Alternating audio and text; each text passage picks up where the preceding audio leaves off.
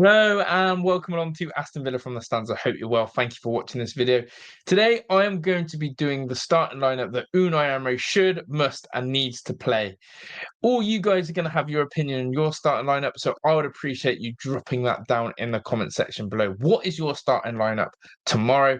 And also, if you want to add it, what do you think Unai Emery is going to do?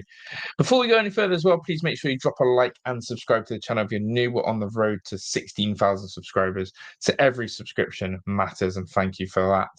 So let's get into the nitty-gritty of this. The reason why I'm doing this video is because I think everyone is sick and tired of Unai Emery's starting lineups. We're seeing new signings sat on the bench. We're seeing square pegs and round hole.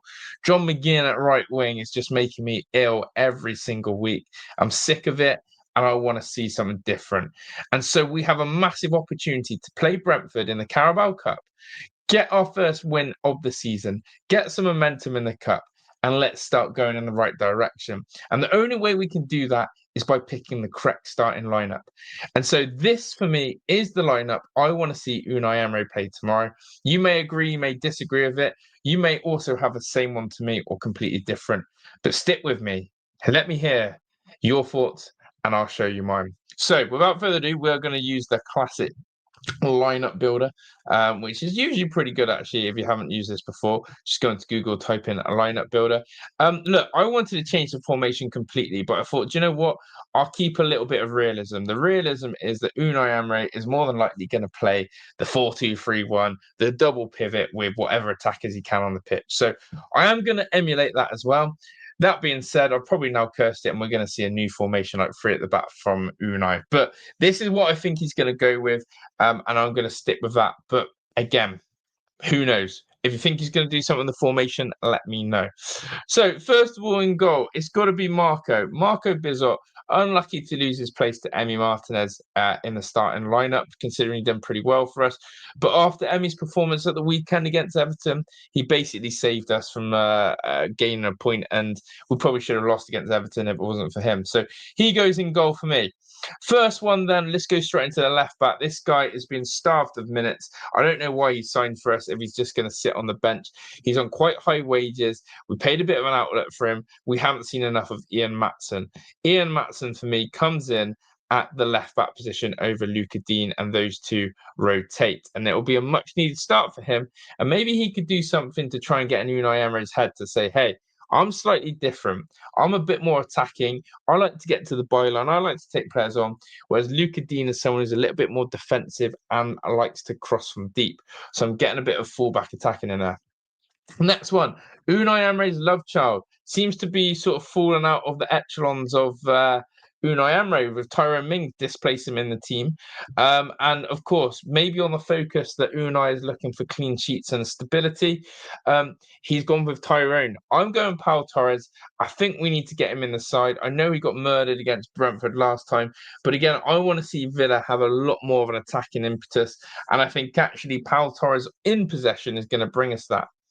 Next change then as well is because it is a cup game, I still want to go stronger, and I think we need to freshen things up. But I'm actually bringing in Victor Lindelof. I say trying to spell his name now. But yeah, Victor Lindelof, if I can find him. This is going to be fun, isn't it? This is where you can't. No, it doesn't want to have it. Right. Well, let's pretend in a minute that Victor Lindelof is one of these players. He's actually fallen out. That's how bad it is. I feel embarrassed now. I'm actually typing a player in who this database doesn't even have.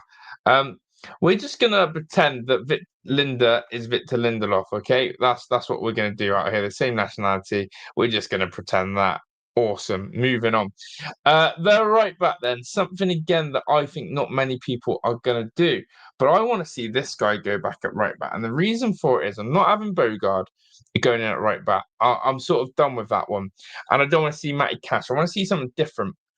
And the reason for this is because it will naturally be a back three with Konsa, Lindelof, and Powell. And it's going to get Ian Maatsen really far forward. That's my rationale and thinking behind that. I also think Ezri Konsa has played better at right back for Villa, believe it or not, than at centre half of recent times. I actually think he's been a little bit shaky at the back, but it goes unnoticed. So I want to see him go into that solid right back role. Let's shore up our defence, but let's get a bit more attack there. Okay, next then, into the double pivot. Well, if he's fit, then of course Yuri Tillemans for me still comes into the side with a calf strain. And again, I don't know the update on that one, but Yuri is going to come in to there with me. Okay, so Yuri Tillemans, I believe he is fit. I don't think I've read anything different. Apologies, I haven't actually been on any of the info from Unai's presser or any team news on that, but Tillemans still needs to come in. I would actually argue and say that actually Tillemans for me needs a lot more of a reassuring performance after having a really wobbly first half against Everton. So who am I going to go with? And this is the one that's going to interest people. Who am I going to go with alongside Yuri Tillemans?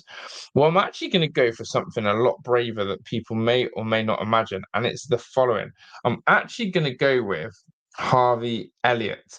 Now, you're going to hear me out on this one, but Harvey Elliott is actually going to go and do a centre mid role for me, and we're going a little bit more attacking here. So I've got Tillemans, I've got Elliott, and then coming in front of them is I'm putting Morgan back in the place where he belongs, which is in that number 10 role. I know people have been frustrated with Morgan Rogers and how he's performed lately, so have I, but I just feel that he's been forced out of position. He's actually had to be accommodating for the likes of Emi Buendia, etc. When really he should be in that number 10 role for me. And as you can see, I'm going with a very attacking minded midfield here. A combination that I want to see try with Harvey Elliott, Rogers, and Tillemans.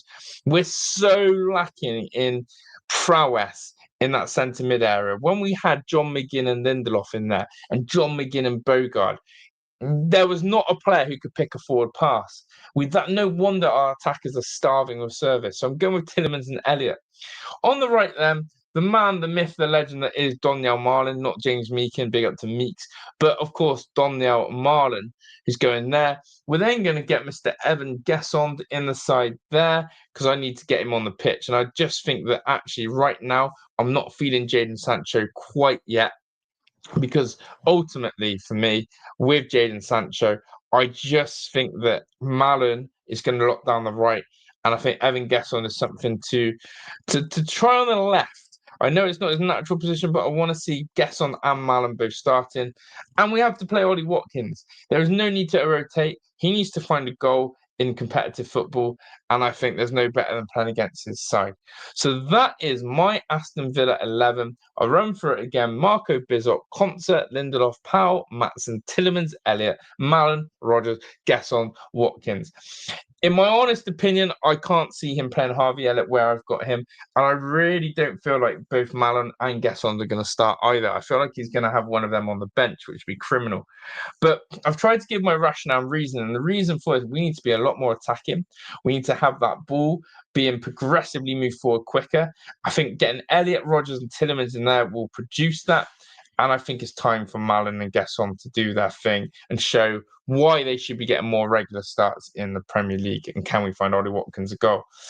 So that's my team. Now it's down to you to let me know what yours is. Let me know your thoughts on my side as well. Do you like it? Do you think it's crazy? Is there a reason why I'm not the Aston Villa manager? Or really, should I be staying by the phone and waiting for that phone call? Because I'm telling you, that team will cook.